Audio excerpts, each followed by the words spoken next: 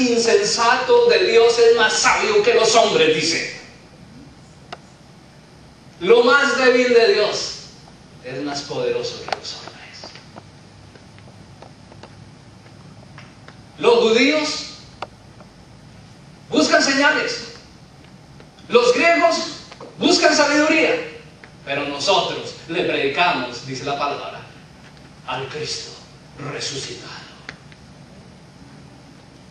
Locura para los que se pierden, pero poder de Dios para salvación a los que creen. Amén. El texto guía que hemos estado leyendo en Hechos 17 narra la historia de una experiencia y desafío bien particular que tuvo el apóstol Pablo en su ministerio. Y yo he querido hoy traerlo y compartirlo con ustedes porque creo que tiene unas lecciones muy valiosas para nuestra vida. Durante el segundo viaje misionero del apóstol Pablo, él estuvo predicando la palabra de Dios, comenzó por el área de Antioquía, fue viajando por toda el Asia, luego pasó a varias ciudades al borde del mar Egeo, por islas que había en el mar Egeo, y volvió nuevamente a Jerusalén.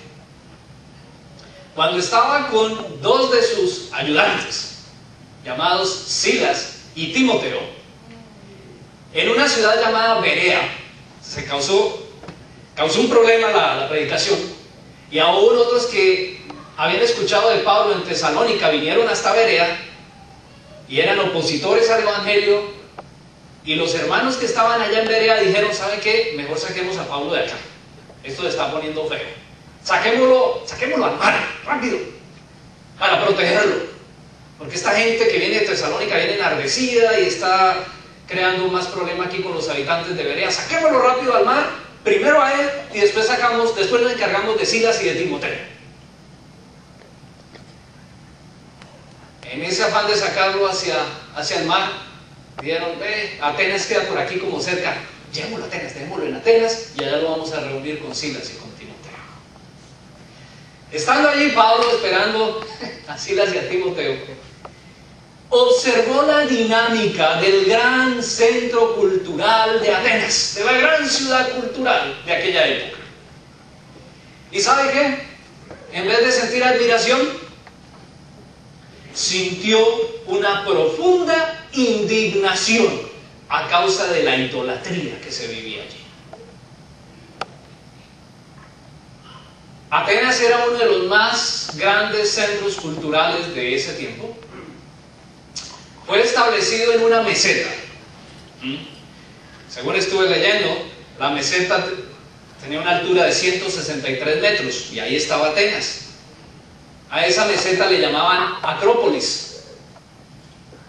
Encima de esa meseta estaba la ciudad, y al norte de la ciudad estaba el centro cívico, allá donde todo el mundo se reunía, y estaba la plaza de mercado.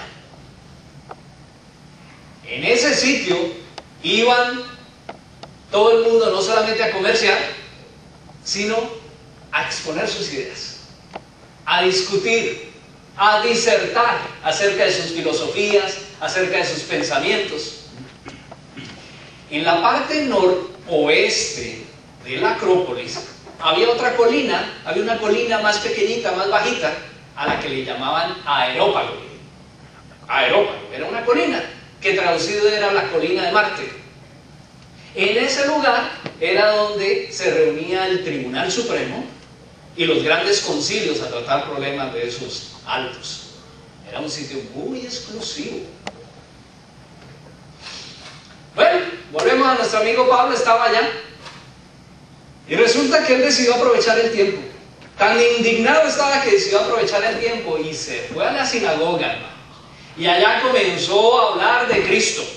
Se fue a la plaza de mercado y comenzó a disertar y comenzó a entrar en diálogo teológico con los grandes filósofos de la época, de diferentes doctrinas teológicas. Se metió en esa cueva de leones, hermanos. Pero ese era Pablo. La gente comenzó a ponerle cuidado, tanto hablaba que dijeron: ¿qué es lo que habla este palabrero? como que habla cosas nuevas. Ve, como que habla de un Dios nuevo. Esto está interesante. Tanto se interesaron, porque dice la palabra, que los atenienses, los que vivían allí, y los extranjeros, no se interesaban de otra cosa más que de oír y decir cosas nuevas. Vivían en ese mundo del despertar filosófico y todo el mundo quería oír algo nuevo, una nueva doctrina, algo nuevo, ¿sí? Y Pablo va y predica el Evangelio de Jesucristo. Y dicen, como que usted está hablando de dioses nuevos. ¿Sabe qué, Pablo? ¿Por qué no viene y nos expone sus ideas en el Areópago? Y allá fue a parar Pablo.